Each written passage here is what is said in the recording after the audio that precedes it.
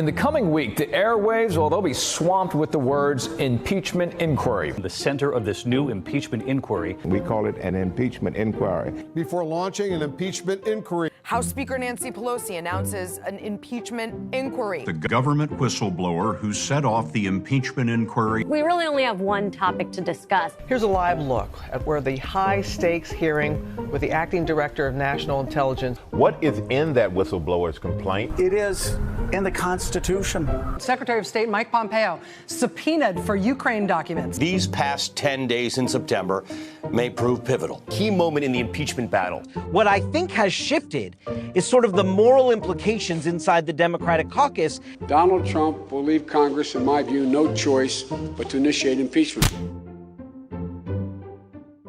Oy vey, as my loving grandma used to say. Don't get me wrong, we have a corrupt president.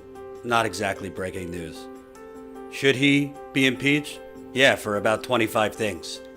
But do you need me to tell you that? Do you need status quo to cover this wall to wall? I don't think so. But let me tell you something else that's very scandalous. The fact that Flint, Michigan still does not have clean water 5.5 years later. The fact that Newark, New Jersey, Pittsburgh, Milwaukee, Cleveland, parts of Florida, parts of California, parts of Massachusetts, Detroit. So the residents have had to bear this burden of the city screwing up, the state screwing up. So this issue about water is a growing crisis in the Midwest, if you ask me. And many other cities in America also have water problems. Another scandal. Black men continued to be executed by the police in the United Corporations of America. So it's many inconsistencies that's in the situation. So we know, that it's plain out murder. I understand or have some understanding of police culture, that they like to protect their own.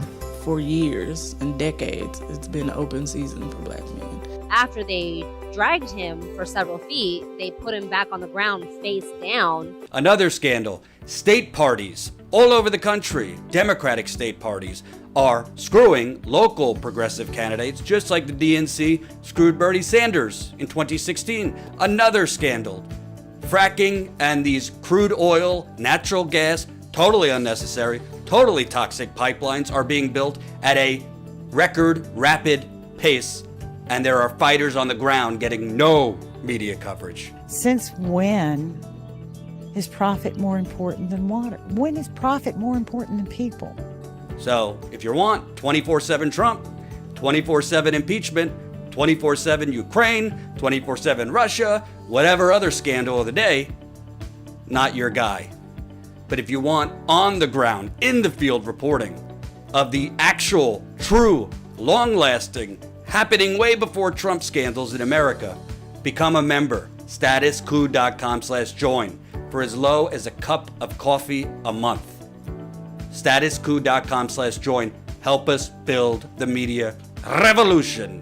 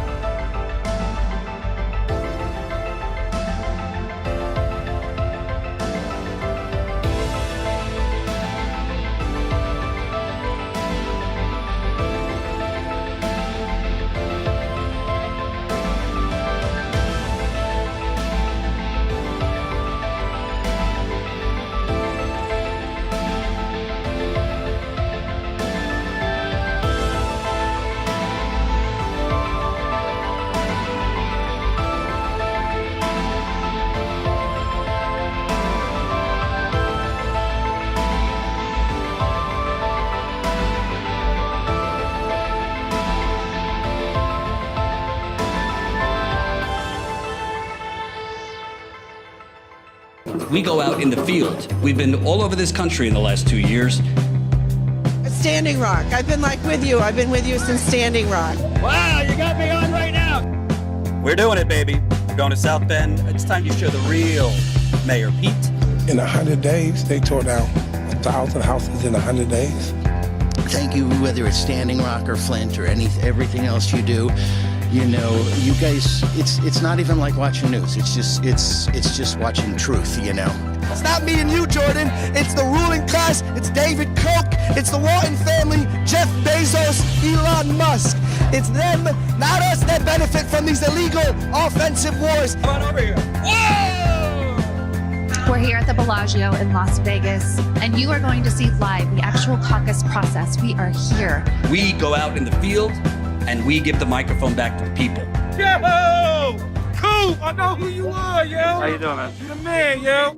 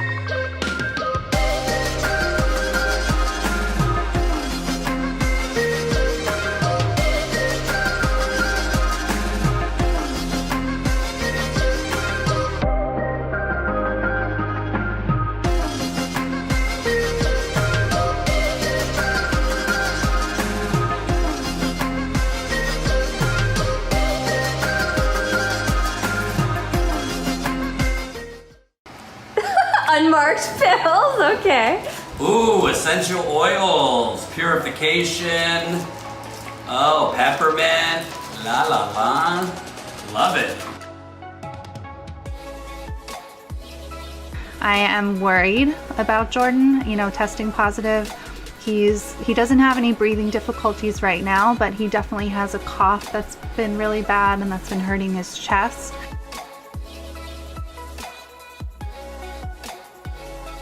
That's Fury right there. I've cleared out the desk and now got my drill hole and we'll see how this goes. Hopefully well. I know a general idea of what I want, essentially, so I'll try and get all this down to about a minute, get the main points, especially I got 2 videos at least for Flint. The bottom line is, it's Sunday morning, I'm preparing for my Sunday live stream, which usually takes me about 2 hours to prepare for before the live stream. And I got an email from a viewer. Hey guys, Jen Dice here with a behind the scenes video. First of all, thank you so much for being a member. It's because of you guys that Jamal and I are able to be here. We can't thank you enough. It means just the world to us.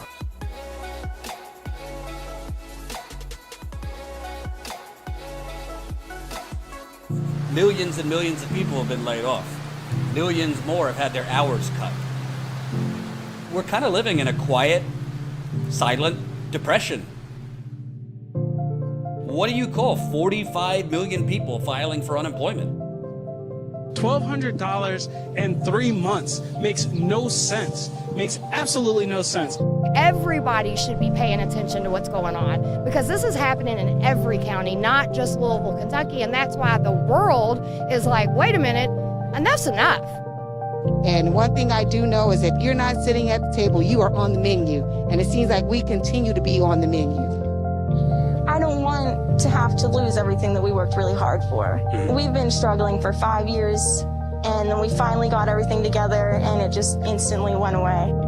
Literally driving across the country during the pandemic, talking to people, finding out what's going on. There are people such as yourself and other people that are telling the true story of what is happening. All of these black people have been assassinated by police in this city, and none of them have been brought to justice.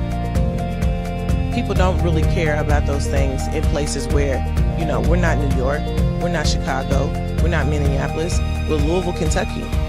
If somebody calls you screaming for help at 911, they never treated her. They never came to her apartment, nothing. Vote. Vote. And do what's right in your heart because change comes from within. So as long as your heart is pure and you're doing what's right, that's what matters.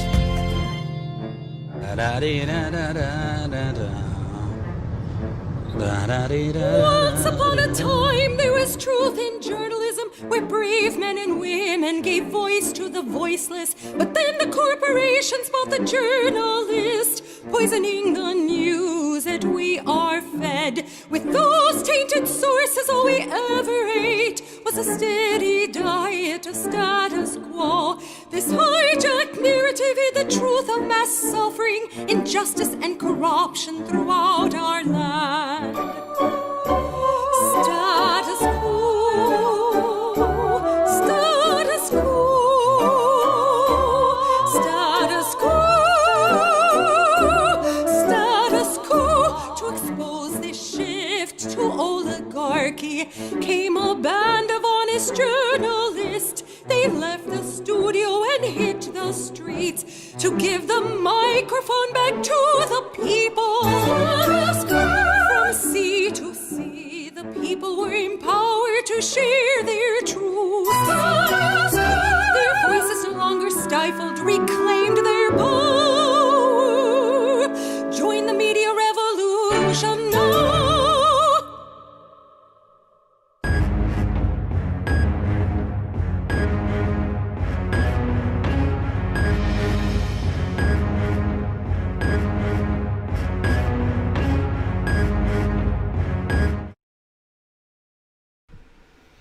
Hello there to the Status Quo crew. I hope you've had a lovely Thursday.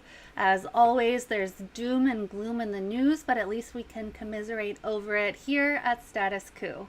Please smash the like button. The more you smash the like button, the more YouTube will actually show people this stream in their feeds so people know we're live. Also, share this stream on your Facebook pages, your Twitter, and all of that. So right now, I'm going to wait a few minutes as more people trickle in, but we've got some really, really interesting topics to talk about today, including a visit from our old friend, Russia hacking. We've become very, very acquainted with the rhetoric surrounding Russian hacking back from 2016. It's all we ever heard about. Well, it's back, and it's looks like it's on a path to become better than ever. I want to make sure that I never ever convey or seem to be conveying that Russia never hacks and Russia's innocent.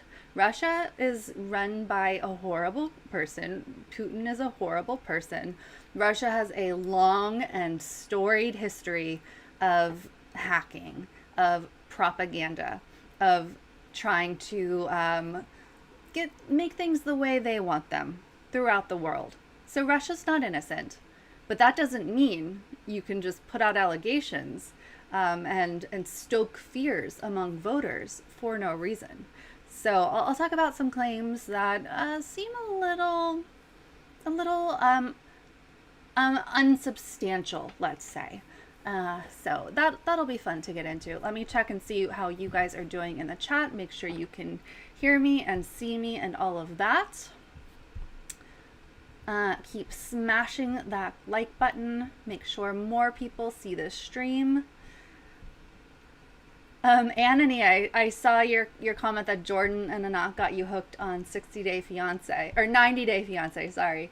Yeah, Anat also got me hooked on that. She's a good chooser of shows. And I think she got Jordan hooked on Married at First Sight too. And I think he said he likes that show better. So Anthony, you might want to check that one out too. I Can't Think I May Be Dead says, hi, Jen Queen. I like you. That's good. And hello to all the people who are saying hello to me. Makes me feel good. Makes me feel happy. Dimitri OG, $4.99 in the super chat. To all the wrench bearers, much love. And of course to Jen. Thank you so much, Dimitri. You're always so sweet. OTR Trucker says, oh, nice. Jen found her angle. Well, good. I don't actually know other than angling my computer in this specific way, and I have it piled on a bunch of books. It's a really low-tech setup, but hopefully it's good now.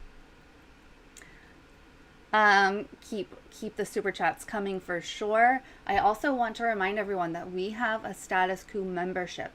Our reporting is absolutely free. But we thrive and we grow and we're able to report in the field because of our membership. So with the membership, you get bonus reporting, bonus content. You get behind the scenes videos, video diaries where Jordan, Colin, and myself spill our closest secrets and feelings. You also get calls with Jordan and myself, Ask Me Anything calls on Zoom monthly, and sometimes we do them more. So it's just $5 a month, which is affordable for a lot of people, and it comes with so many benefits, and we are ramping it up very, very soon, including adding a Discord just for members. So definitely get in on that. $5 a month, statusquo.com/join. Tony DeMeo, $4.99 in the super chat. Thank you, Tony.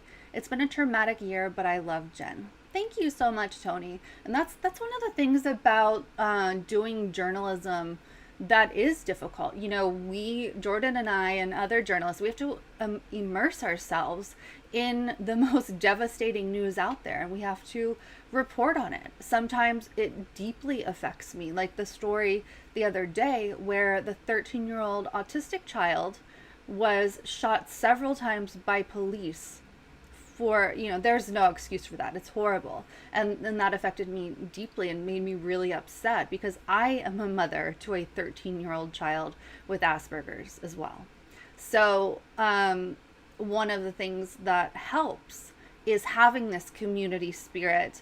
We are all in this together. This is such a traumatic year. So many hardships for so many people. Just devastating news story after devastating news story. But we can never lose hope. We can never stop fighting for what's right and good. And having a community of like-minded people who truly buy into the not me, us philosophy is priceless. Absolutely priceless. So I love each and every one of you. Absolutely. Please go ahead and smash that like button. YouTube is suppressing us like crazy this week. So I think we can get around this though, but it's going to take people power. It's going to take each and every one of you to help spread the word about Status Quo by sharing, by telling friends.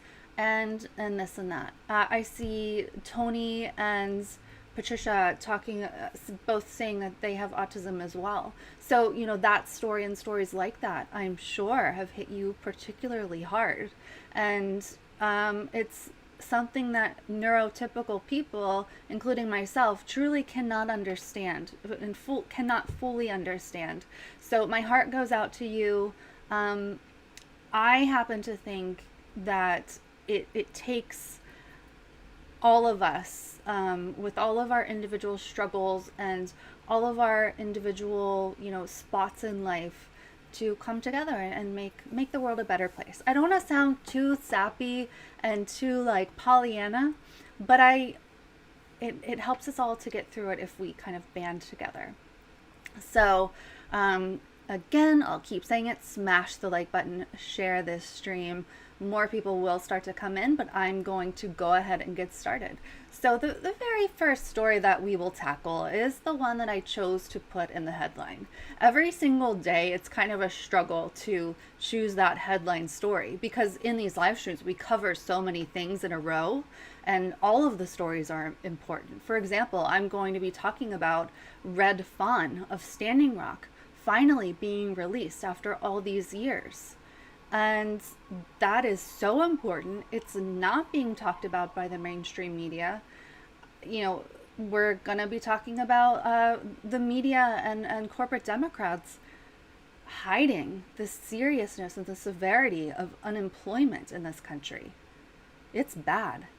And I'll show you something particularly egregious that Jordan and I uncovered earlier that no one else has spotted that I know of.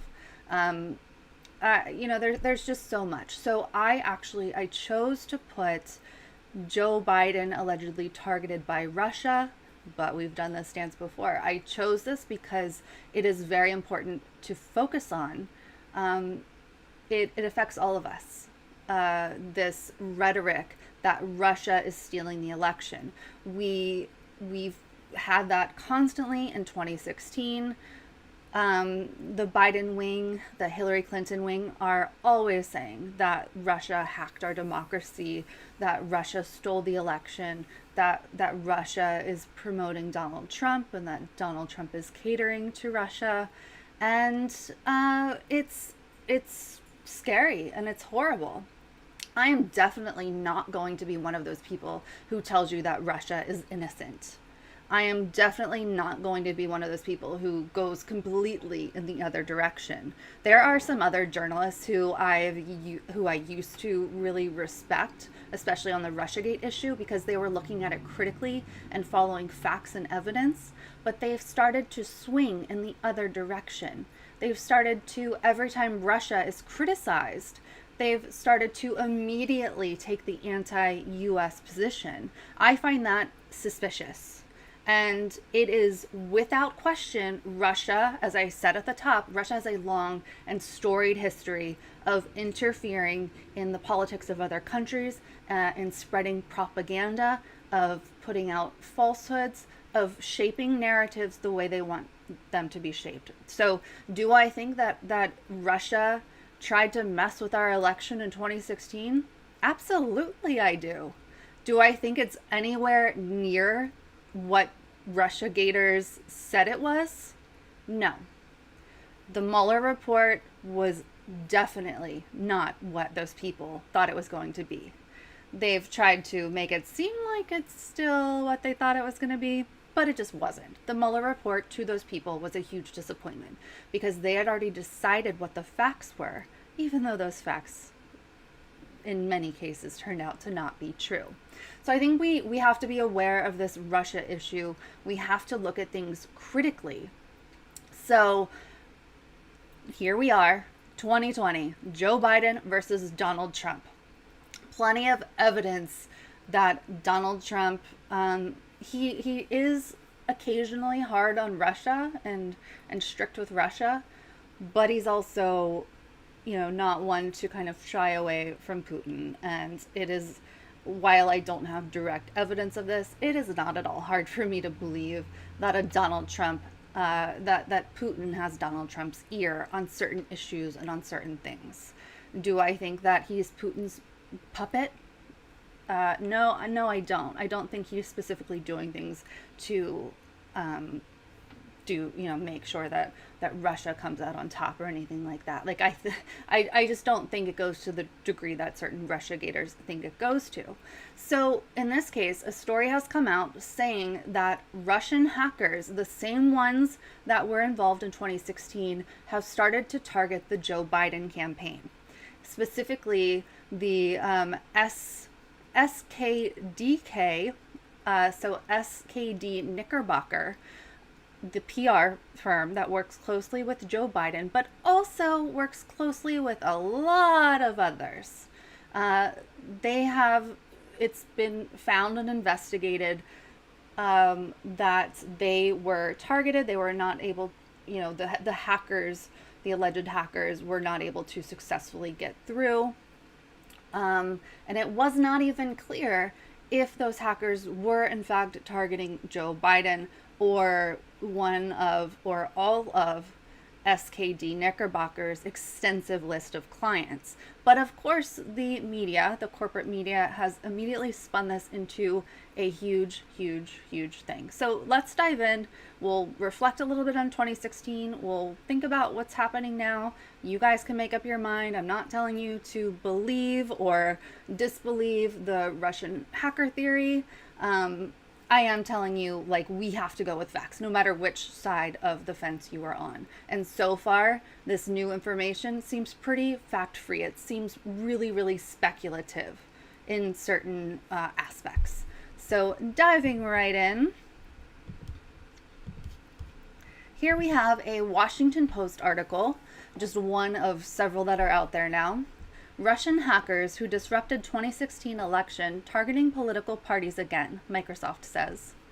Russian military spies who hacked and leaked Democratic emails to inject chaos into the 2016 presidential election are active again, targeting political parties, advocacy groups, and consultants, Microsoft announced Thursday.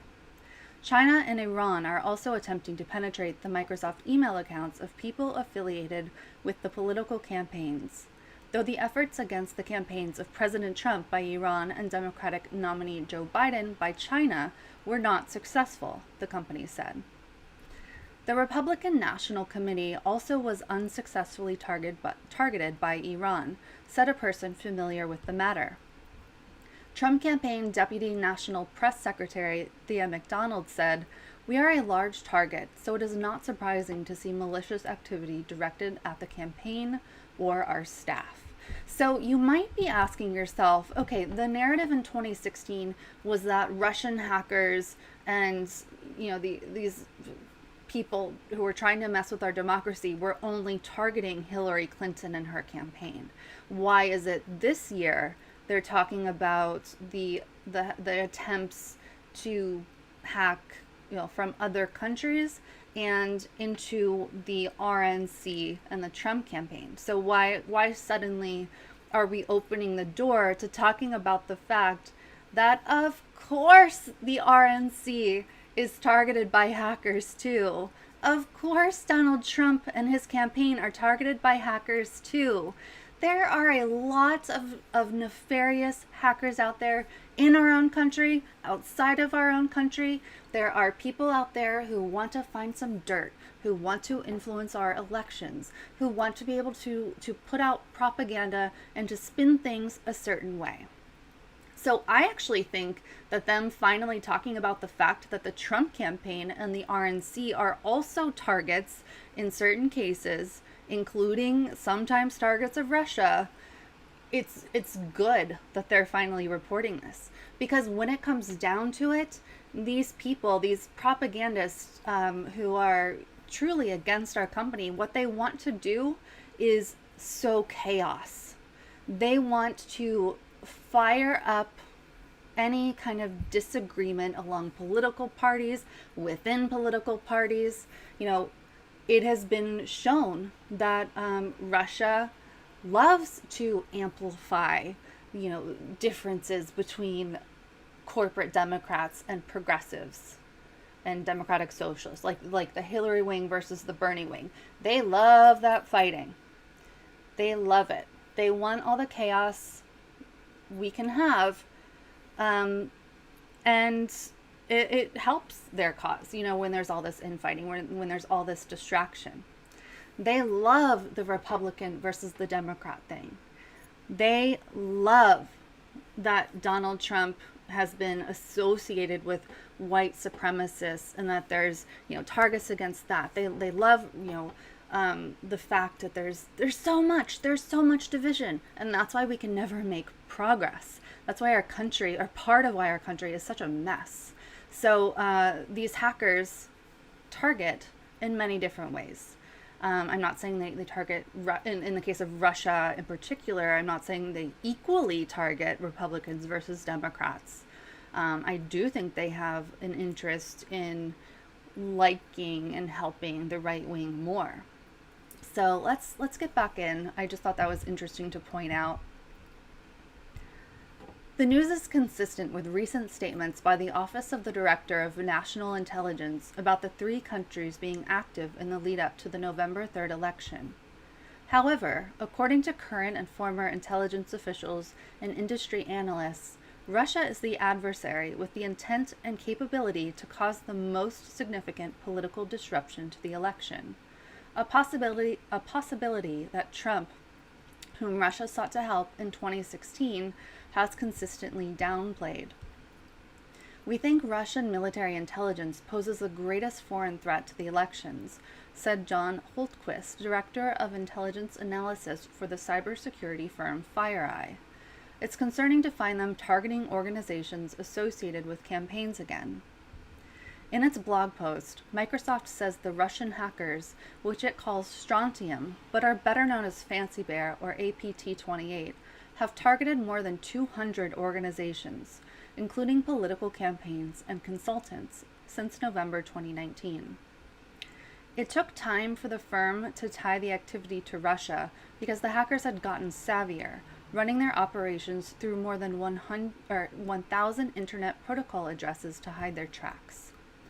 The targets include advocacy organizations and think tanks such as the German Marshall Fund of the United States and national and state party organizations, as well as British political parties. Fancy Bear is a group affiliated with Russian military intelligence, the GRU. So notice, they are talking about Russians targeting national and state party organizations and Britain as well. They are, far-reaching in their attempts to hack and influence. Here's what I think is not really clear. And in my opinion, there is not substantive evidence for what they are saying. And this is really what these corporate outlets are hinging their reporting on.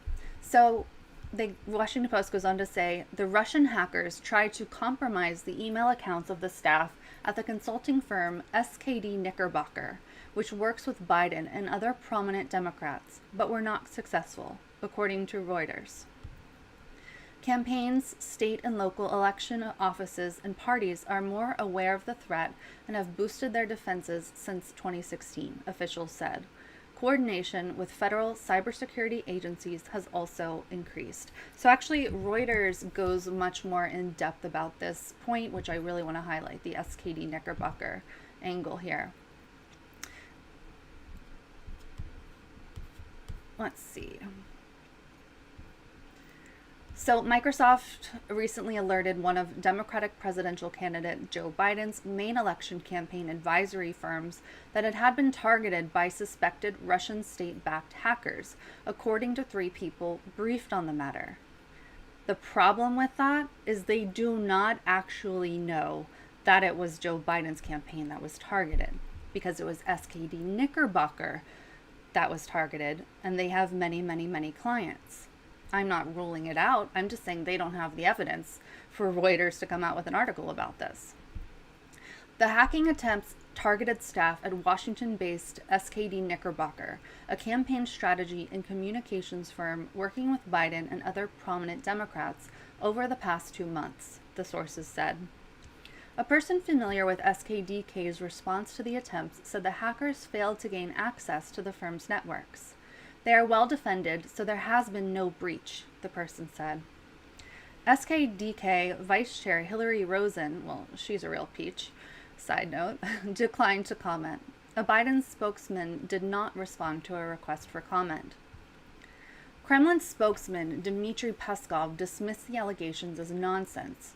Moscow has repeatedly denied using hacking to interfere in other countries' elections, which is just patently false. Of course they have. U.S. intelligence agencies have raised alarms about possible efforts by foreign governments to interfere in the November presidential election. Going down here, one of the sources said it was not clear whether Biden's campaign was the target or whether the hackers were attempting to gain access to information about other SKDK clients. Why did they bury this so far down? Why didn't they frame the whole article as, oh my goodness, SKD Knickerbocker, this private firm was targeted by Russian hackers. Wow. Also, it happens to be that Joe Biden's campaign is one of their clients. Why are they framing this entire piece without evidence that SKDK was targeted as a go-through to targeting Joe Biden's campaign? There is no evidence. I'm not saying it's not true. I'm not saying that Russia wasn't hacking in order to affect Joe Biden's campaign. He is getting PR services through SKDK. But you can't simply report things, especially when you're Reuters, who people view as like a gold standard and who many other media outlets grab and use their pieces. You can't just say that this is true, that Russia attempted to hack and influence and affect Joe Biden's campaign via SKDK, because we don't know that. And you admit that you don't know that halfway through the piece. That's not good reporting. That's not good journalism. I'm not going to read this whole article to you. I'm not going to harp on this point forever and ever, but I do want to take you on a trip down memory lane. Let's go back to 2016 to show you, oh, it's starting to thunder outside my window, to show you just one instance where 5-alarm fire, some corporate outlet reported that Russia had hacked something, that Russia had affected something. This was crazy. This is like destroying our democracy and it's awful. And then later on, it quietly gets retracted. Or maybe it doesn't even get retracted. Maybe it takes another organization to come in and say, hey, you were kind of lying about that.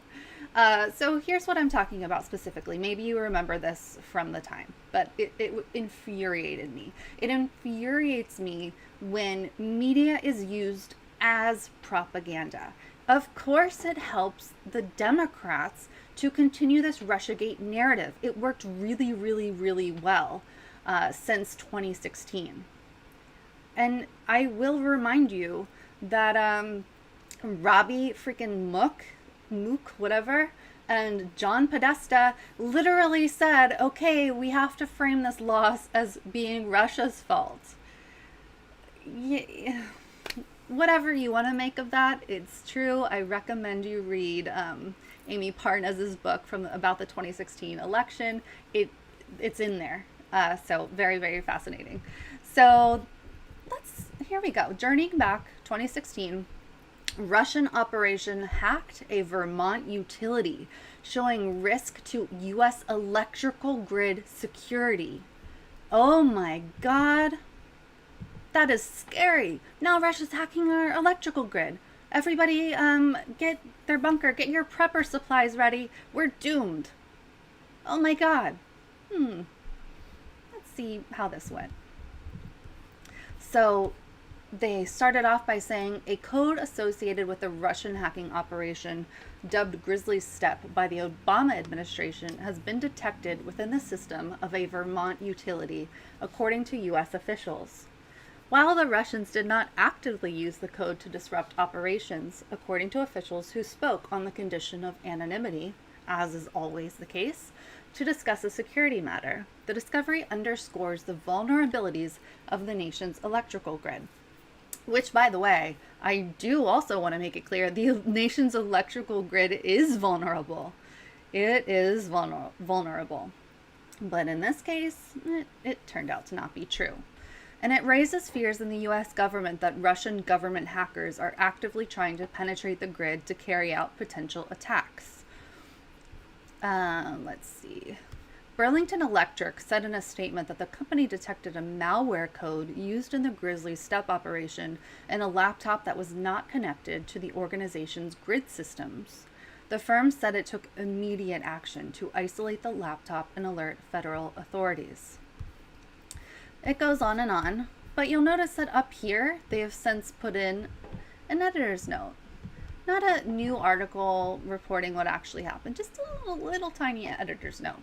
So it says, an earlier version of this story incorrectly said that Russian hackers had penetrated the U.S. electric grid. Authorities say there is no indication of that so far. The computer at Burlington Electric that was hacked was not attached to the grid. So why did you report that it was? Why did you put out this headline making people fear that our power grid was about to go down due to Russia? Why did you do that? I think we know why. And also, their little editor's note doesn't even tell you the full story. Let's head on over to Snopes. Was the Vermont power grid infiltrated by Russian hackers? The Washington Post was heavily criticized for jumping the gun and suggesting a Vermont power company had been targeted for disruption by Russian hackers. What's true? So here we go. It got a mostly false rating, which is not great.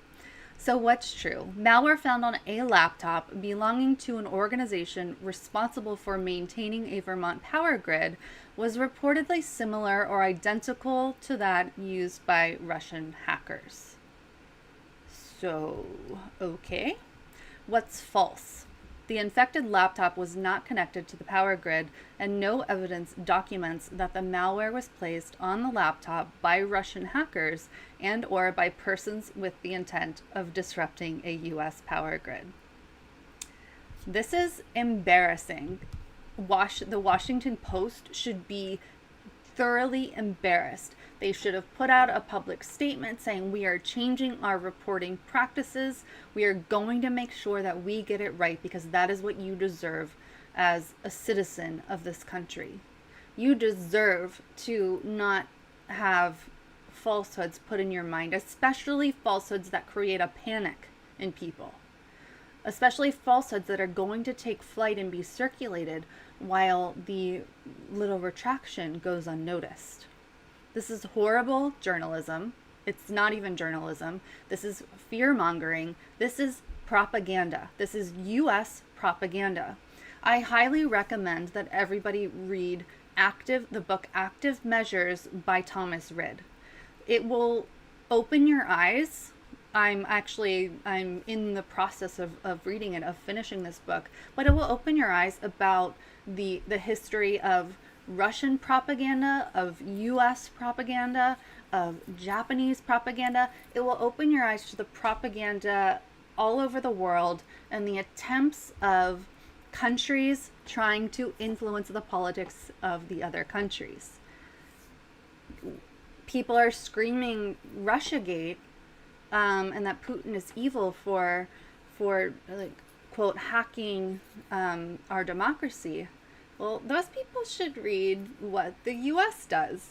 We do the same damn thing. Not saying it's good on either side. Obviously, you know, I think countries should be able to be what they are without another country interfering. Propaganda is not good. And by the way, I think the person best at propaganda in the world is Donald Trump. He has the features of a cult leader, and the way that he presents himself and the way he speaks is very similar to the way that cult leaders speak and present. So all that is to say, I definitely recommend active measures to get more of a history of countries influencing each other's political operations in each other's countries. And I urge caution. I would say outright, do not listen to the people who try to paint it as if Russia never tries to interfere, as if Russia never hacks, as if Russia never does anything wrong. Of course they do. That's what they do. And I would urge you to be cautious.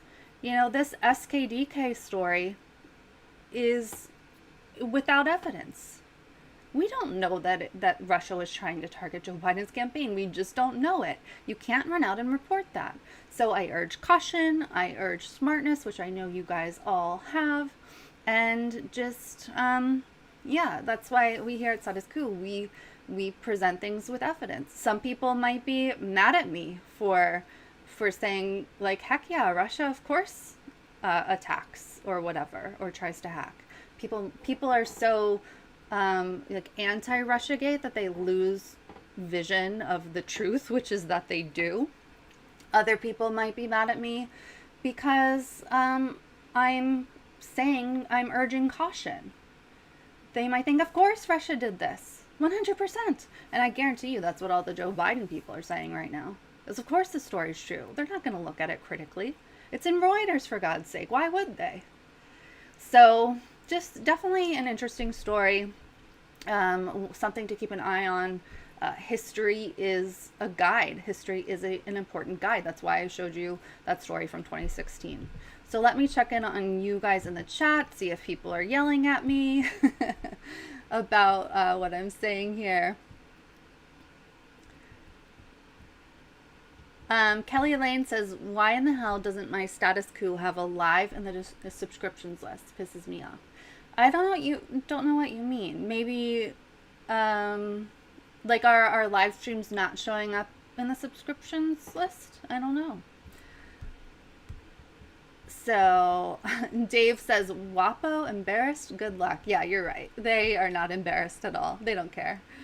So keep smashing the like button. Share this stream all over the place. YouTube is hiding us under a bushel, but keep any super chats coming. Consider joining us as a member. We're going to add so much cool stuff in the next couple of months, including a Discord server, which so many people have wanted. So that's going to be, because we simply can't monitor a Discord server that's a Status Quo server that's open to everybody. But what we can do is invite our members who we know and love into this Discord server, so you guys can actively chat with each other all the time. I think that'll be really fun. And you get the AMA calls with Jordan and myself. It's great.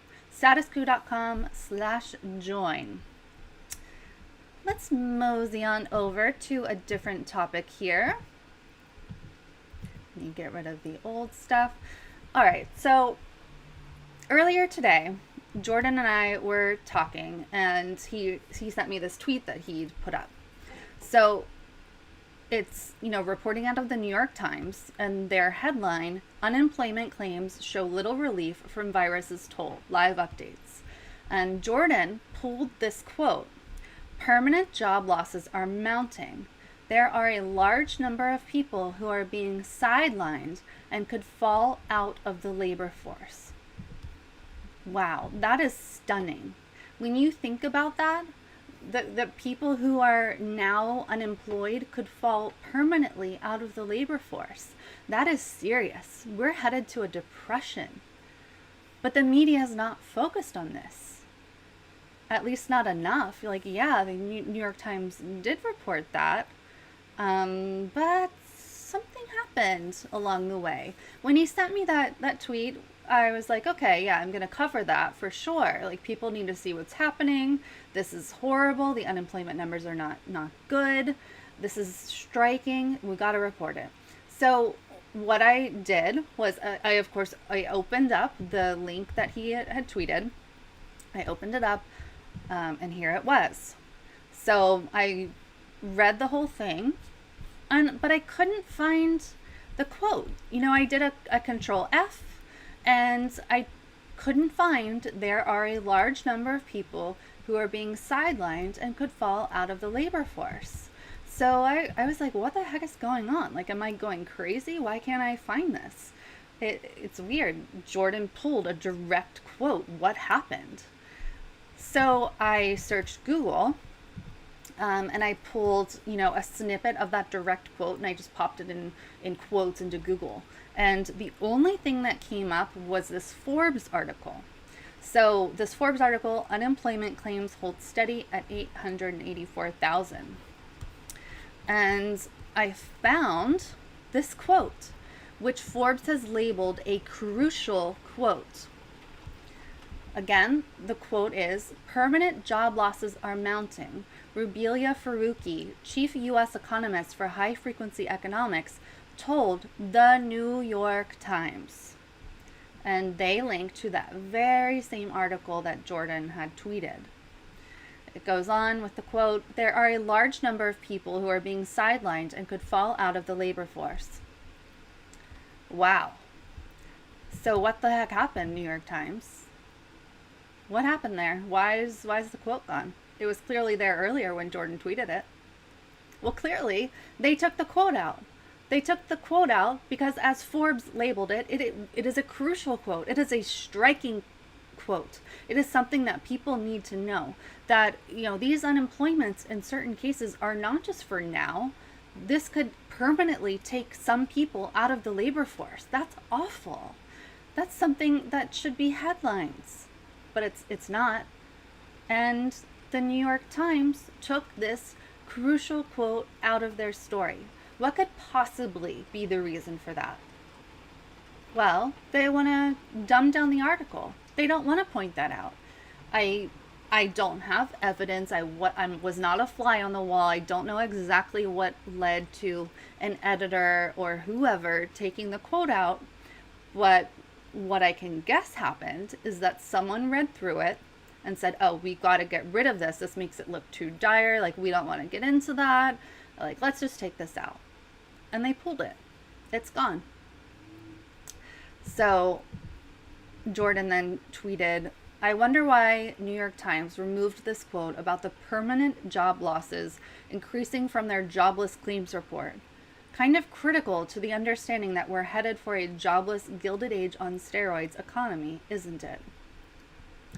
So when we here at Status Quo tell you that it's important to critically think about the corporate media that you're reading and to not take everything at face value, even if it's the New York Times, even if it's the Washington Post, even if it's Reuters, having this kind of stature as these publications do should mean that they are dependable and authoritative. The New York Times is called the paper of record. So why did the paper of record delete this crucial quote about this devastation in our country, leading to permanent unemployment for Americans? They're not the paper of record. They're the propagandists of record. They are shaping the narrative and not reporting. There are great people who work at the New York Times. The New York Times does great work often. So does Reuters, so does the Washington Post. But the New York Times screws up time and time again, and they do it on purpose. It was purposeful to remove that quote so the public wouldn't know, so that wouldn't spread around. So let's get to the actual story. That just really had me fired up. We say all the time here at Status Quo, we provide something that corporate media does not. We provide you the truth, the facts as we know them. When we are giving an opinion, we specify that. We are literally reporting for the people. We're not shaping a narrative. We're not putting out propaganda. We are straight reporting. In some cases that, upsets people. It upsets people that we reveal the truth, but I don't care. I don't care at all. I'll keep upsetting people and I'll keep reporting the truth because that is what a journalist is supposed to do. So in order to actually figure out this story, I'm going to have to read from the Forbes piece and not the New York Times piece because they have culled things from their article. So let's head over to Forbes.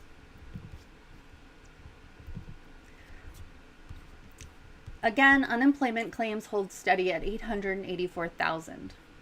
Another 884,000 people filed for temporary unemployment benefits last week on a seasonally adjusted basis, essentially unchanged from the previous week and a sign that the labor market recovery is stalling. The weekly number was slightly higher than the 850,000 claims economists were expecting.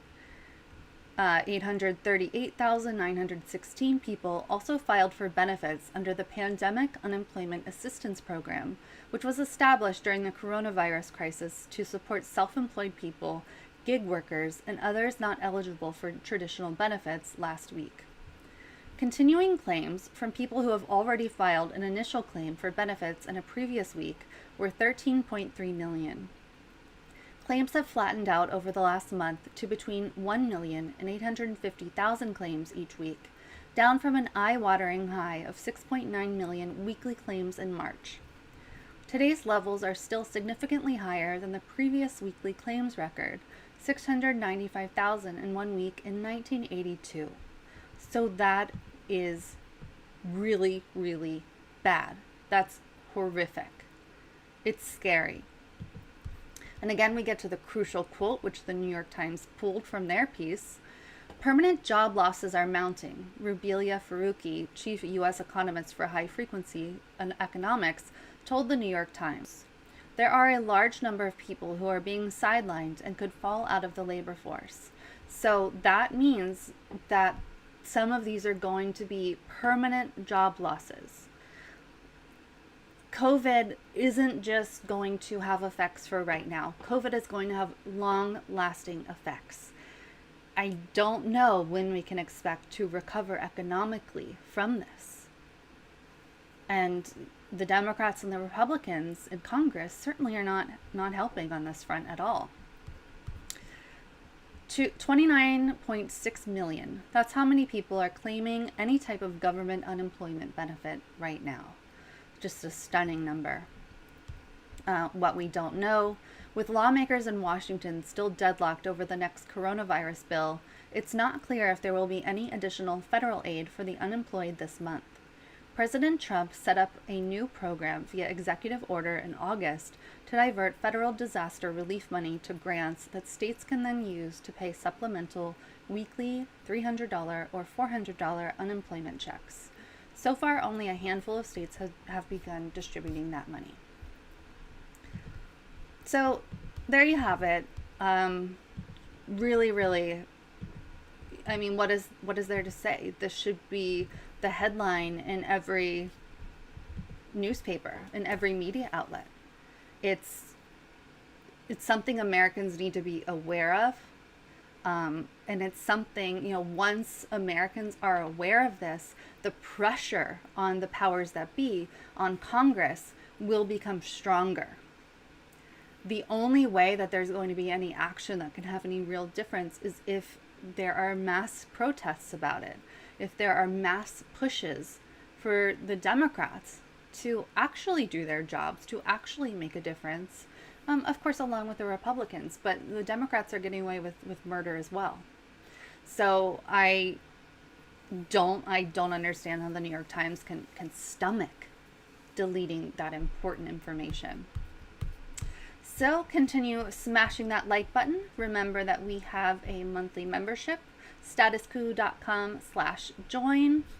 Also, you can help us out with super chats or via our reporting GoFundMe, which we have some really exciting things we're going to announce on the reporting front as well.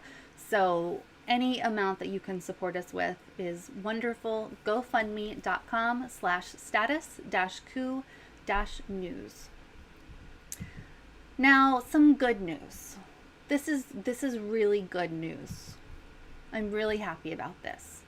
You will all remember that Jordan was really at the forefront of reporting at Standing Rock. So many people write to him, constantly, or in the chat or whatever, and say, "Oh man, Jordan, I started following your reporting at Standing Rock. It was incredible." He kept the cameras there. He's had Native Americans tell him that the reason the cops were not more violent is because he was there and because his cameras were there. It was stunningly good journalism, just really, really good journalism. A lot of unfortunate things happened at Standing Rock. Of course, it was the No DAPL, No Dakota Access Pipeline movement, led largely by Native Americans.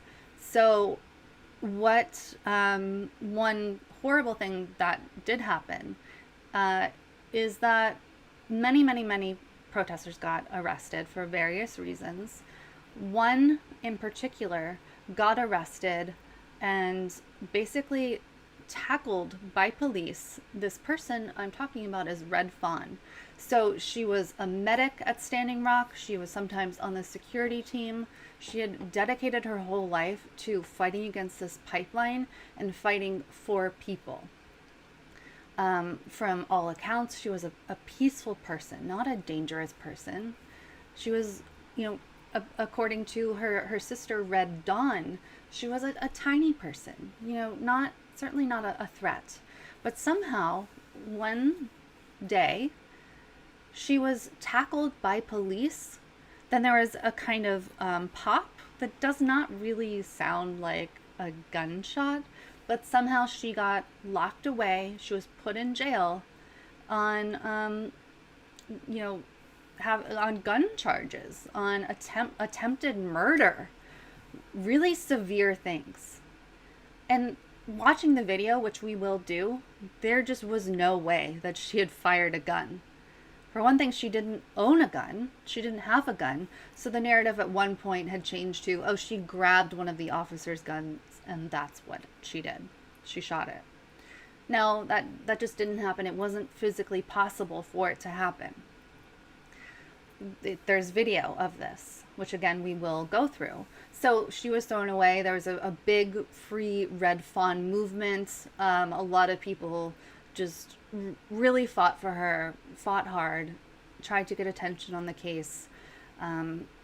It was really sad. She's been locked away this entire time. Well, finally, she's been released. So first I'm going to go through the release and the happiness there. Then I'm going to take you back in time with a couple of Jordan's interviews that he did with her sister Red Dawn back when this happened. And then I will reiterate or, bring up again reporting that I had even forgotten about from The Intercept on the fact that she was in very close proximity. Her boyfriend was an FBI informant. So at the time, nobody knew what was going on. The Intercept did some great reporting there, but she was still kept behind bars. So Red Fawn Fallis to be released after 57 months. And this is out of Indian Country Today.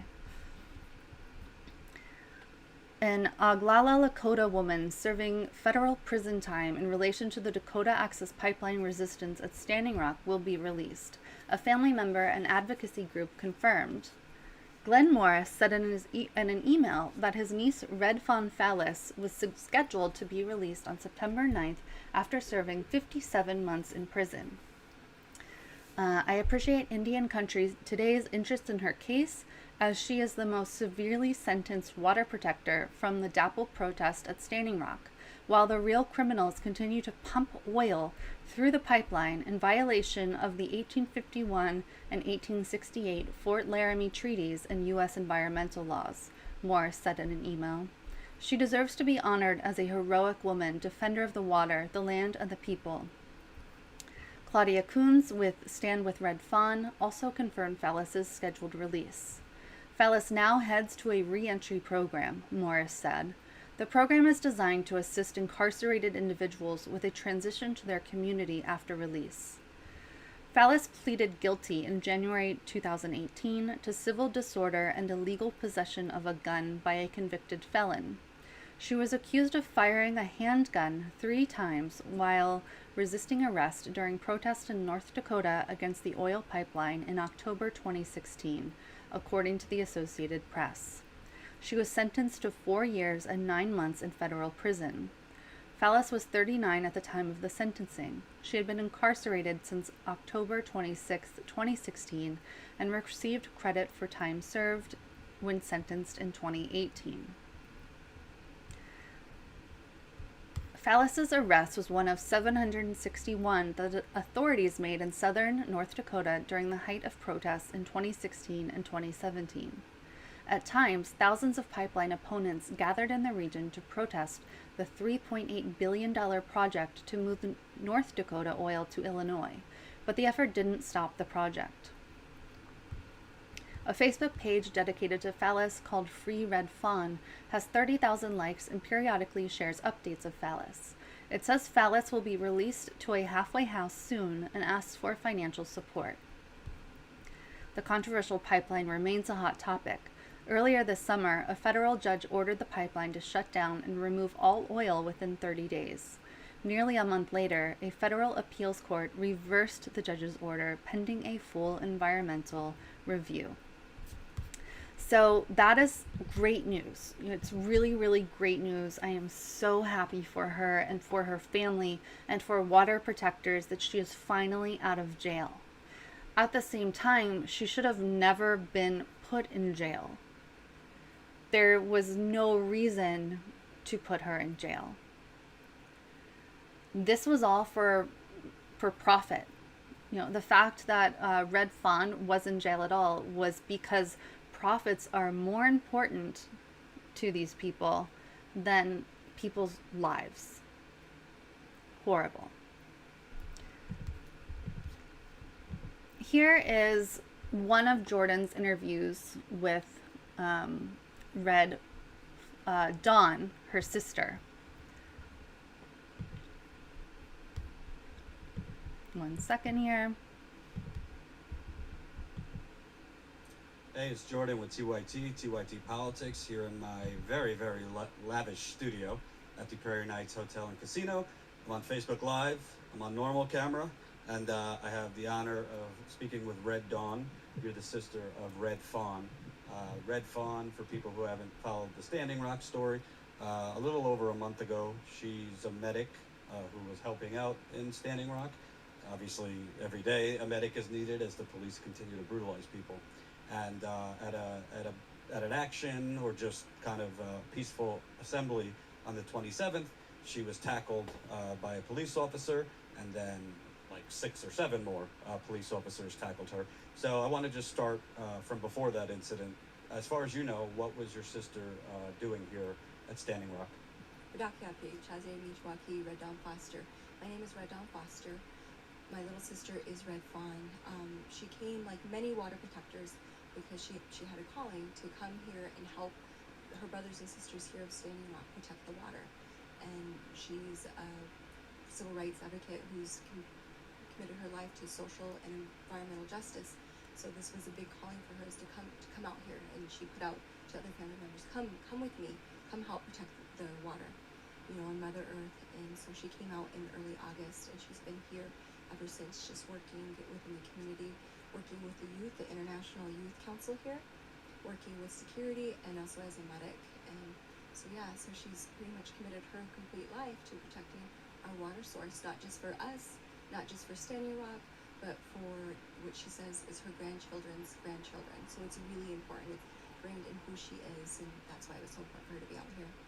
So basically, it sounds like she, like many others, kind of built up as a leader at the camp. I know that police targeted other leaders, their family members, so she was working as a medic, she was helping with security, and kind of multitasking in a lot of different areas. So she was probably known because the police here like to target journalists, water protectors, and all that. So then on the 27th, I'll tell you what I saw, because I know legally there's certain things you can't say. 27th, you have people peacefully on a public road, and this was the same day they raided an 1851 treaty camp. So they essentially raided this camp, pulled people out of sweat lodges, pulled elders to the ground. I interviewed a young woman. They broke her arm. She's in the youth council. And one officer tackled Red Fawn, and then all around her, like 6 or 7 pinned her down. What I see watching the video multiple times. From the moment that she was hit or targeted, brought down by one police officer, and the 6 others kind of pinning her to the ground, there's about 25 to 30 seconds that passes. And then all of a sudden, as she's pinned down, you see, to me, it doesn't even, I'm not even sure it's a gunshot. It sounds like almost like like an air, like a shot of air or something like that. But you see, 2 of those shots, and all hell breaks loose. But again, Red Fawn was pinned down by 6 or 7 officers, so my common sense detector would say she would have to be like Catwoman, X-Man, Superman for that. So can you kind of talk to me, whatever you're legally allowed to say? Well, so Red Fawn is 5'2", like 110 pounds. So she's a very, very tiny woman. And I got a phone call on Thursday, October 27th, saying, "We need to get here. Red Fawn was tackled. Well, she was targeted, tackled, and shot close range with rubber bullets and beaten up pretty badly."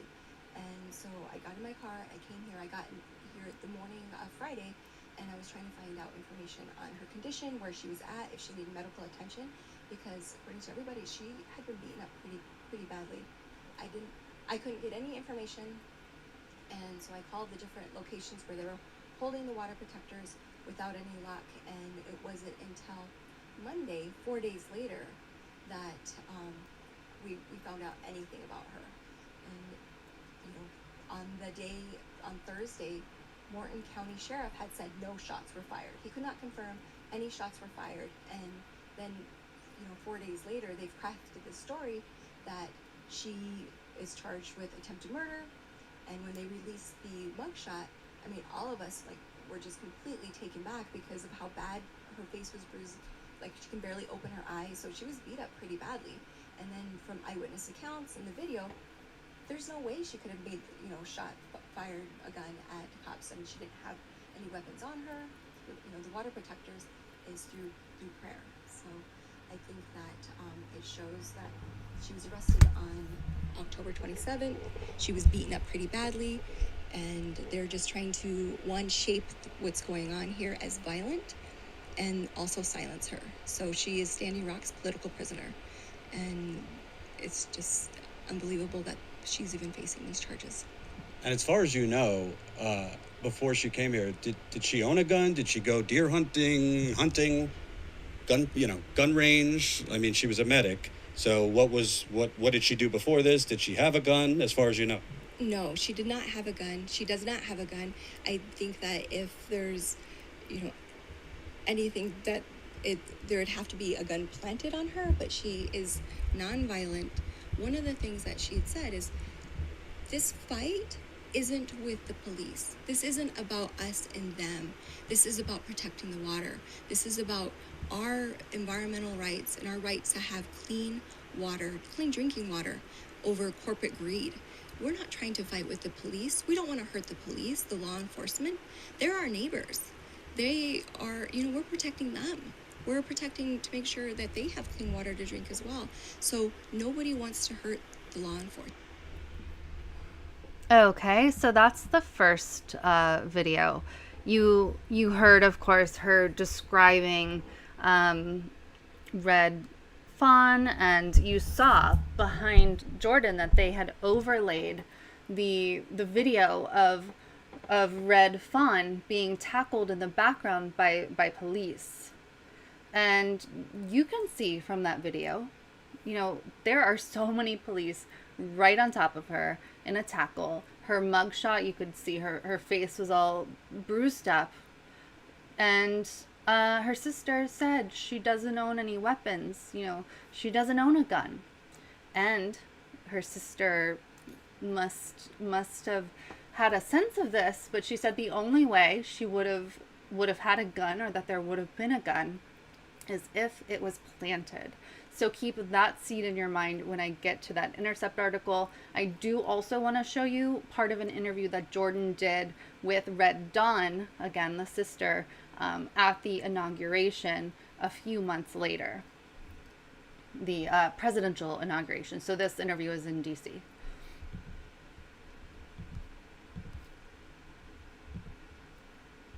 One second here. And sorry about any volume issues. I will, hopefully it's better now. TYT Politics. Sorry I'm a little late. We're working on Native American time here, so it's okay. I'm here in D.C. for the inauguration. Going to be covering a lot of things, but first I want to cover an important story in relation to Standing Rock. And if you're not familiar, there's a young Native American woman, Red Fawn, who's been imprisoned for almost 3 months now for what I view as totally made-up charges. I'm here with her sister, Red Dawn, the second time we've spoken, and you're down here for the inauguration, talking about, obviously, the fight against the Dakota Access Pipeline, but more importantly, your sister. First, just tell me, how's your family been doing? Obviously, your sister's been in prison for October 27th was the date all this happened. So how's everyone doing? Yeah, she's been in prison since October 27th and just going over the holidays and everything. And her mother, Troylyn Yellowwood, had passed away in June of this year. So this was the first holiday without Troylyn. And, so it's been very difficult not having Red Fawn here. It's been very, very difficult for the family. And this is the first holiday season without her mother, and just trying to continue to see positive. For us, it's been very difficult, and it's interesting because when we talk to her, she's kind of like the light of our hope and everything, and she's remained strong and positive throughout this whole process. So we'd like to be her rock, but it turns out that she is ours, and So for those of you coming to this story, totally new, don't know who Red Fawn is, don't know what happened. So obviously with the fight against the Dakota Access Pipeline, there's been a lot of arrests made. Not many of them have been legal or for actual crimes. A lot of them have just been treacherous oil police, as I like to call them. So on October 27th, there was an action near camp, and your sister, who was a leader in the camp, she was a medic and did a lot of different things. She was essentially, from the video, because I've watched the video many times, she was essentially pinned down. I count them like 6 or 7 officers. So she was pinned down to the ground. I guess, I don't know, 10 to 15 seconds after being pinned down, you see, you hear and see kind of like, 2 shots. It's not really, it's very difficult to even see where it's coming from. But what is not difficult to see is your sister's pinned down by 7 people.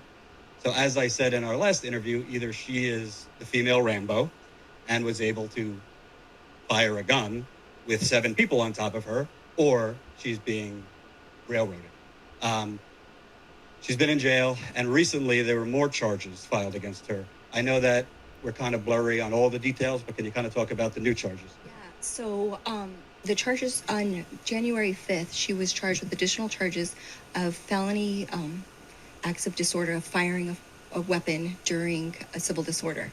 And that has a minimum of 10 years in prison. And so they said that she could be possibly facing a minimum of 10 years to life. And I would like to also clarify, the state charges have not been dropped. They have been undocketed, meaning that the state can then pursue those charges at any time. So I know there was a lot of public misconception that these charges were dropped, that presumably she was released, and The attempted murder charge. the attempted murder, yes.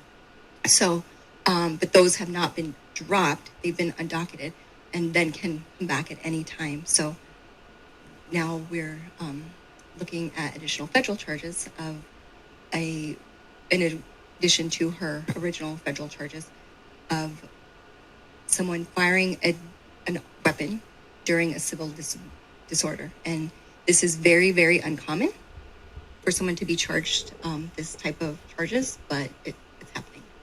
So the charges, there was an earlier charge, possession of a firearm by a convicted felon, and your sister, Red Fawn, pleaded not guilty to all firearm charges today, and a 3-day trial has been scheduled for March 7th in Bismarck. So, okay, for people just coming to this, like I said, if you look at Standing Rock over the last 4, 5, 6 months, there's a lot of different altercations, demonstrations, and most of them are, actually all of them, are aggressive by the police towards unarmed water protectors. They come, the water protectors, to pray. They come, in the most aggressive case, to try to slow down or shut down construction of the pipeline. But as far as I know, I have never seen, and I've been there 5 times, any water protectors holding a gun or anything other than signs or anything like that. So usually, if you're charging someone with attempted murder or discharging a firearm in relation to a felony crime, you would provide a gun. You provide the gun. You'd show its fingerprints on the gun. As to your knowledge, the state or federal, because it's now a federal case, have they found a gun? Have they said we have her fingerprints? Anything like that? So I haven't heard anything about fingerprints, but what I've been told is they have a weapon, but I don't have the details of that. Mm-hmm. So originally, the narrative that was created is that she had, with her left hand, grabbed a officer's weapon and fired that. And so it's been systematically changing throughout. So I'm not sure what evidence we have right now. But again, the narrative has been changing from the beginning. So the case on March 7th, that's going to be a 3-day trial. The trial is, to your knowledge, for attempted murder or illegal possession of a firearm? It will be for firing a weapon during a civil disorderly event and a felony possession of a firearm. So, and I encourage you, YouTube, Red Fawn, arrest. You'll see what I'm talking about. She's buried on the ground with 7 police officers on top of her. Okay, so that kind of gives you an idea of what happened back then. Great interviews there with her sister that give you a peek behind the scenes. It's just an incredibly baffling case. And then there were additional charges lobbed against her that made no sense. None of it made any sense at all. I'm going to check in on the chat before I show you what actually happened with that weapon. So go ahead and share this live stream. Keep it coming. Super chats, anything you got is very appreciated, including your comments in the chat. So excellent interviews there. Now, The Intercept, let's see when this was. So this was December 11th, 2017 by Will Parrish.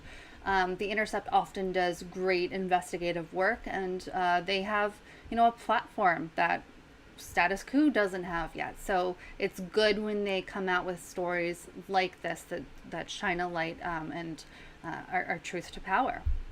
So an activist stands accused of firing a gun at Standing Rock. It belonged to her lover, an FBI informant. So, as you saw when Jordan was interviewing Red Dawn, they kept hinting or predicting that there was something weird going on. Red Fawn wouldn't have owned a weapon. She didn't own a weapon. They were kind of hinting that this would have been the case. That there had to be something planted. Something had to have happened. And they were right. Red Fawn Fallis's case sheds light on federal law enforcement's surveillance of the water protector movement and generations of indigenous activists.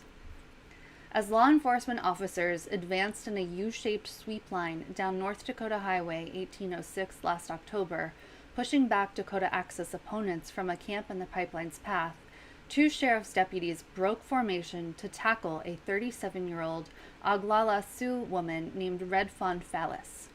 As Fallis struggled under the weight of her arresting officers who were attempting to put her in handcuffs, 3 gunshots allegedly went off alongside her.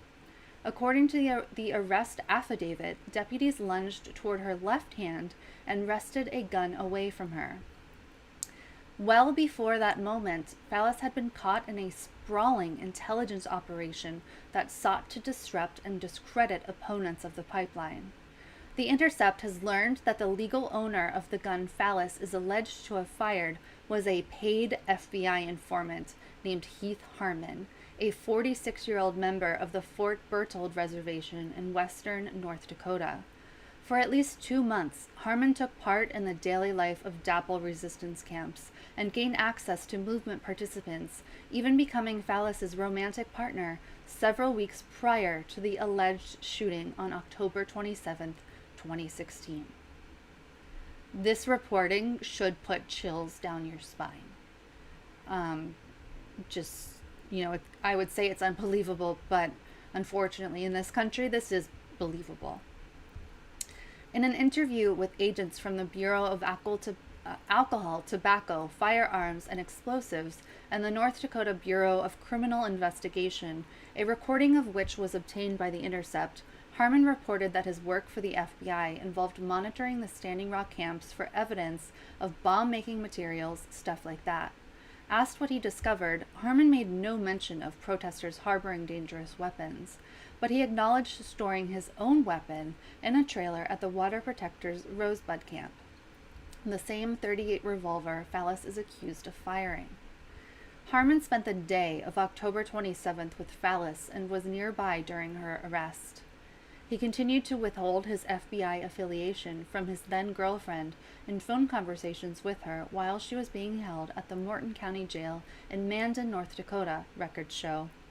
Investigators' notes on those calls were distributed to the ATF, 2 local sheriff's departments, and the U.S. Attorney's Office in Bismarck, among others. Federal prosecutors are charging Fallis with civil disorder, possession of a firearm by a convicted felon, and discharge of a firearm in relation to a felony crime of violence, perhaps the most serious charges levied against any water protector. And so you'll notice here that she initially did plead not guilty, alluding back to that the other article I read earlier. Attorneys for Fallis argue that their client was seized without probable cause while engaging in speech protected by the First Amendment, pointing to the account of one of her arresting officers that Fallis was shouting, "Water is life," and "You're killing Mother Earth," and stuff of that nature. Drone footage appears to show her being tackled just minutes after arriving in the vicinity of the police line. In a hearing that concluded Monday, her lawyers challenged the admissibility of any property seized or statements Fallis made immediately after the incident, arguing they represent the products of an unconstitutional arrest. Defense attorneys declined to comment or make Fallis available for the story, citing her pending trial. So it goes on and on. Let's see here. The intelligence operation targeting DAPL opponents was based at an emergency operations center in Bismarck, as well as the North Dakota State and Local Intelligence Center, known as the SLIC, a fusion center established to facilitate information sharing in the aftermath of 9/11. Although local law enforcement frequently served as the public face of the operation, federal agents played a central role soon after the first civil disobedience actions kicked off in August 2016. By early September, the Operations Center was hosting daily meetings involving representatives of the FBI, the Bureau of Indian Affairs, the U.S. Marshal Service, and state and local police. In his interview with the ATF and Bureau of Criminal Investigation on December 13, 2016, Harmon described how he came to be an FBI asset. He had reached out to his brother, a BIA police officer in North Dakota, to see if he could help by being an observer of the protest movement. He said he knew people and they would get a hold of me, Harmon stated. That's when the FBI contacted me. That's the reason why I was down there in the first place. By August, Harmon was regularly visiting the Rosebud Camp, which is where he met Fallis, according to his interview. He said he helped the FBI confirm the presence of specific AIM members at the camp in reference to the American Indian Movement and reported a vehicle carrying lockdown devices used by protesters to disrupt pipeline construction. They go into some of Red Fawn's history here. Harmon is of a different lineage. In his interview with law enforcement, he noted that his uncle Gerald Fox had been on the other side of the AIM struggle at Pine Ridge. Fox was a BIA officer who stood off against AIM during the 71-day occupation of Wounded Knee, alongside members of the U.S. Marshal Service and the FBI. According to a 2010 obituary in the Bismarck Tribune, Fox went on to join a BIA Special Operations Unit, and between 1976 and 1984 was detailed to every major Native conflict that happened in the United States. So I think you get the point here. The entire article is well worth a read, but I think it's really, really striking and really, really disturbing that the gun that she was alleged to have had in her possession and was alleged to have fired was actually her brand new boyfriend's gun, and that he also was an FBI informant. He was supposed to be there to report on the actions of the protesters, and he was part of intelligence operations designed to take the protesters down, to stop them, all in the name of profit. All in the name of profit for the Dakota Access Pipeline. Again, that story certainly should have made major, major, major news. Everybody who reads that story should be astonished and disgusted and, writing letters and protesting that. But it's hidden, it's buried. Only The Intercept reported this. From what I know, they were certainly the first. So when you combine the impact that this has had on Red Fawn and her life and her commitment to justice and to the people and to water being necessary for life, and to this breaking a treaty, a very long-standing treaty, she's a hero, and she was locked in jail and only just now got let out. I definitely encourage you to share Red Fawn's story all over the place and check out the Stand with Red Fawn pages and all of that, and keep up to date on her case. This is a really good and important example of the way that intelligence forces seek to take down any protest. So just absolutely stunning story. No excuse for that at all. All right, guys. So I'm going to skip one story. So this is something I wanted to report on yesterday. And what I'm talking about are the wildfires, the crazy destructive fires that people are dying from going on the West Coast. This has been horrible for California. This has been horrible for Oregon. I'll show you what this looks like. I'm sure you've seen the pictures. Basically, the West Coast is turning orange. The sun didn't come out yesterday. It's scary. It looks like the set of a movie. Here's something that a video that Kyle Kalinske tweeted out. Oregon looks like Mars right now. So here. Hi all. So this right here is downtown Stady. You can see the red hue, the red-orange glow in the sky. There's ash that is falling visibly in front of, when we were driving here, in front of the headlights of the car. But downtown, basically empty here, besides a few cars here, people walking around in cars. But the smell of smoke is heavy. At exit 13 off Highway 22 is where a roadblock is, so you can't go any further than that. But just wanted to show you what downtown Staten looks like right now at 12:22 in the afternoon. Hi all. So that was 12:22 in the afternoon, and it looks like that. This is obviously and important to be noted and understood, is that this is a result of climate change. This is a result of very dangerous conditions that easily lead to destructive fires like this that take off like crazy. It's a result of climate change. And our leaders are not doing nearly enough to address this. And I'm not just talking about the Republicans. Yes, it is awful and ridiculous and absurd that Republicans are acting like climate change doesn't even exist. What they care most about are the profits of the oil and gas industry, which then gets funneled into their own pockets and their own campaigns. But the Democrats are also bad. They're bad to a lesser degree, certainly, but they are also bad. They are also hypocrites. I'm going to show you some of their hypocritical statements urging you to vote to make great changes toward climate change. But voting hasn't really helped us so far. So first, let's dive into the kind of impact here of these fires. Then we'll get to the hypocrisy of the Democrats.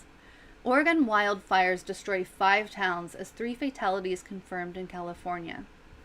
An unprecedented spate of fierce, wind-driven wildfires in Oregon have all but destroyed 5 small towns, leaving a potentially high death toll in their wake, the governor said on Wednesday, and initial casualty reports began to surface.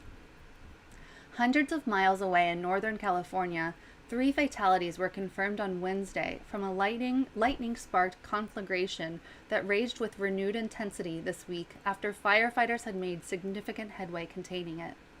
While more than 24 major blazes continued to wreak havoc across wide swaths of California, the neighboring state of Oregon bore the latest brunt of wildfires plaguing much of the western United States over the past week. Winds of up to 50 miles per hour sent flames racing tens of miles within hours, engulfing hundreds of homes as firefighters fought at least 35 large blazes in Oregon, with a collective footprint nearly twice the size of New York City. Several Oregon communities, including the town of Detroit in the Santiam Valley, as well as Blue River and Vida in coastal Lane County, and Phoenix and Talent in southern Oregon, were substantially destroyed, Governor Kate Brown told a news conference. This could be the greatest loss in human lives and property due to wildfire in our state's history, Brown said, without providing details. She described rescue teams saving evacuees by pulling them from rivers where they took refuge from flames. Then it goes through some of the casualties. The 12-year-old boy and his grandmother died. A death outside of Ashland. A 1-year-old boy was killed in Washington state. In California, 64,000 people were under evacuation orders. A third of those evacuees were displaced in Butte County alone, north of Sacramento, where a wildfire has scorched more than 200,000 acres. Residents of more than a dozen towns were told to flee immediately or be prepared to go at a moment's notice. The remains of 3 victims were found in 2 separate locations of that fire zone, according to Butte County Sheriff Corey Honia, bringing the total death toll from this summer's devastating spate of California wildfires to at least 11. The Bear Fire, so they're talking about a different fire in 2018. Firefighters likewise were forced to retreat from uncontrollable blazes in Oregon, while officials gave residents go-now orders to evacuate in just minutes. It was like driving through hell, Jody Evans told a local television news station, News Channel 21, after a midnight evacuation from Detroit, about 50 miles west of Salem, Oregon's capital. To the south, parts of Medford, a city of over 80,000 residents, many of them retirees, were under evacuation orders or warnings as a growing wildfire closed a section of Interstate 5. And, it goes on and on. Climate scientists say global warming has contributed to greater extremes in wet and dry seasons across the U.S. West, causing vegetation to flourish, then dry out, leaving more abundant volatile fuel for fires. This fire is just burning at an explosive rate, said Daniel Berlant, a spokesman for California's State Fire Authority. You add the winds, the dry conditions, the hot temperatures, it's the perfect recipe. Just awful and devastating. My heart goes out to everybody who is having to deal with this. And, right now it's a state of panic. It's lives are being lost. People are becoming injured due to this. People are having to leave their homes. Entire towns are being destroyed. and it's because of climate change. So why then are Democrats pushing through things like fracking, supporting things like fracking? Why are Democrats catering to the oil and gas industries? Why are Democrats not doing more? Why do they scream at you to vote, vote, vote, and all of our problems will go away, while at the same time they're catering to the oil and gas companies and not to the people? The hypocrisy is astounding, and Sunrise Movement tweeted this out, pointing that exact thing out today. So Gavin Newsom, governor of California, tweeted, "These pictures cry out for change. California has invested more in wildfire prevention than any time in our history, enacted bold climate policies, but it's not enough. We must do more. We need action at every level. California cannot do this alone. Climate change is real, so please vote." And then he posted like this weird picture of himself, I guess. Anyway, Sunrise Movement clapped back by saying, "Despite promises to ban fracking, Newsom quietly approved 12 new permits last week during a pandemic." 12 new fracking permits by Gavin Newsom, who's telling you that if you want to make change, then you need to vote. Well, why the hell are you handing out many fracking permits if you are so dedicated to climate change? So good on the Sunrise Movement for calling that out. He is certainly not the only one. Not the only Democrat. Here we've got a good old Barack, Mr. President Obama, saying, "The fires across the West Coast are just the latest examples of the very real ways our changing climate is changing our communities. Protecting our planet is on the ballot. Vote like your life depends on it, because it does." And oh no, I lost 1 second here. I need to find what I was going to show you. Here it is. So Ryan Knight, who was recently involved with a high profile, all the bottoming of the party coming against Ryan Knight and Susan Sarandon, which is an interesting side note, but we have him tweeting, "Go away, Barack Obama. You've done enough damage by sedating the American people for 8 years with platitudes of hope and change, while you governed like a corporatist and handed more power to big oil.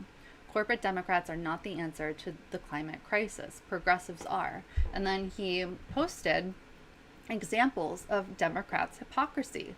Democrats quietly cut opposition to fossil fuel subsidies from DNC platform. And by the way, this cutting of the opposition to fossil fuel subsidies, people from the Biden campaign, when confronted with the fact that Bernie Sanders people and Joe Biden people were supposed to come together to come up with this unifying platform, that in the end, the Biden campaign scrapped all of that and took certain things out of the policies that Joe Biden is supporting. And in the end, Bernie people on the DNC platform committee were hushed. They were overruled, and they took out things like opposition to fossil fuel subsidies. So that is our Democratic Party. Here we are in climate change. We're at the point of no return. Democrats have got to do better. And it goes on from there. Biden, "I am not banning fracking." So this is your great hope, Democrats. Joe Biden, who in the midst of a climate crisis is not going to ban fracking. Simply incredible. We have the climate scorecard showing Bernie with a very good one, Biden with a very bad one. And Pelosi calls the Green New Deal the Green Dream or whatever. Nancy Pelosi is simply awful. She is so awful. Just that is gross. Here you have a movement of young people who, by the way, with AOC, were protesting outside of Nancy Pelosi's door, basically begging her to give a crap about climate change and the climate crisis. And this is what she says. the green dream or whatever. What an asshole. The climate, the world is being destroyed. The entire West Coast is on fire. So why, Barack Obama, who is not a saint himself, why are you saying vote to people? That's insulting to people. Like, you're pretending. It's propaganda. You're pretending that if people vote Democrat, that all of these problems will go away, that the earth will be saved. But that's not true. These people need to be pressed on the fact that they do not support movements like the Sunrise Movement, like the Green New Deal, that they only care about the money that's in their pockets from the oil and gas industry. It is disgusting. So on that cheerful note, so tomorrow is Friday. We will be back. Tomorrow, of course, is 9/11. And I think it is important to convey, obviously 9/11 is a horrific day. Everybody remembers exactly where they were when this was announced, when the newscasts were going on 9/11. It's a very horrible day for Americans. But it's also important to note that almost 200,000 people have died due to coronavirus and due to Donald Trump's mishandling of the coronavirus. Mishandling to the degree that he, in effect, murdered people by not taking action. So while 9/11 is important and all of the thousands of lives lost from that and the psychological impact that it had on our entire country, it's horrible and it's sad and we all feel it. But we do have to hold that up against coronavirus and what Donald Trump has done, and it's just not acceptable at all. So I say to all of you, adieu. I love you all. Definitely check back in tomorrow. Again, if you are not a member yet, definitely become one. You get tons of great bonus content. We're going to add a Discord server for members, AMA member calls with Jordan and myself, behind the scenes reporting, behind the scenes video diaries where we share our hearts and what's going on behind the scenes. So statuscoup.com/join. It does make a difference. Don't think, my $5 won't matter. It matters so much. We truly treat every single new member. We definitely love all of our current members. Love all of you. You're all wonderful. We treat all new members like it's a party. You'll have, like, when Jordan's on and a new member comes on, you'll have a knot cheering for you, and it's real exciting. We truly get really excited about every single new member. Like when we get a new member, when one of us is in the field or something, like Jordan and I will text each other like, yay, we have a new member. It's so exciting. So make us excited. statuscoup.com/join, and we will see you tomorrow. Thank you all for watching, and I hope you have a wonderful, wonderful evening, and that, take some time tomorrow, take some time for yourself, whatever you need to do. 9/11 is a really hard day, and the news all around us is devastating. So take some time to take care of yourself tomorrow. All right, I'll see you guys later. Bye-bye.